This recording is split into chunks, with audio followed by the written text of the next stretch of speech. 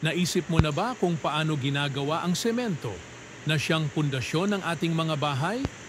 Ganito ang proseso. Nagsisimula ito sa pagpapasabog ng malalaking bundok upang mabiyak ang mga ito sa maliliit na bahagi. Ito ay dahil ang limestone, ang pinakamahalagang sangkap ng semento, ay kinukuha mula sa mga bundok. Kapag ang bato ay nadurog na, dinadala ito sa mga pabrika gamit ang mga truck. Bukod sa limestone, ginagamit din ang putik na lupa at gypsum. Ang mga materyales na ito ay iniluluto sa isang furnace na may napakataas na init na 1,400 degrees Celsius. Pagkatapos maluto, ang semento ay inilalagay sa mga sako at handa na para gamitin.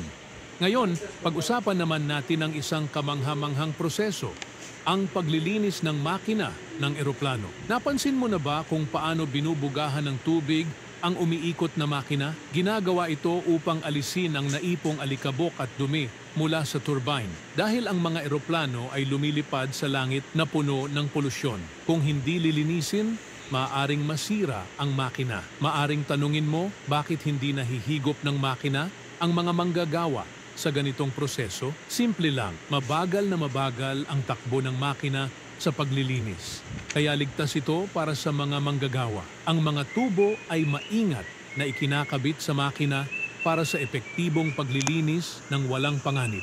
Alam mo bang napakahirap paliguan ang tigre? Hindi mo sila malilinlang para maligo dahil galit sila sa tubig. Kaya naman, ang mga zookeeper ay nahihirapan ng husto dahil ayaw ng mga tigre ang maligo. Ngunit kahit gaano pa sila kainis, mahalagang mapaliguan sila upang mapapasok sila sa tubig, tinutukso sila ng mga zookeeper gamit ang karne.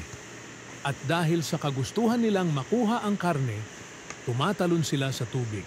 Pagdating naman sa konstruksyon, napakatagal at matrabaho ang pagpapaplaster ng pader.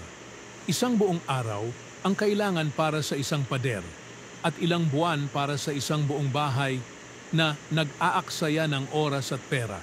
Pero sa tulong ng makabagong makina, kayang tapusin ang plastering ng buong bahay sa loob lamang ng isang araw.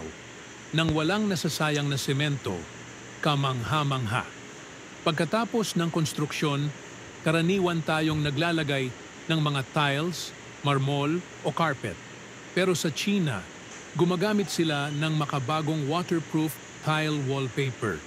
Kapag inilagay ito sa sahig, tumatagal ito ng 10 taon nang hindi nasisira. Gumagamit din sila ng mga dekoratibong wall sheet upang pagandahin ang kanilang mga silid. Napaka-realistiko ng mga wall sheet na ito na hindi mo aakalain na artipisyal, kaya nagdadagdag ito ng ganda at elegante sa anumang silid.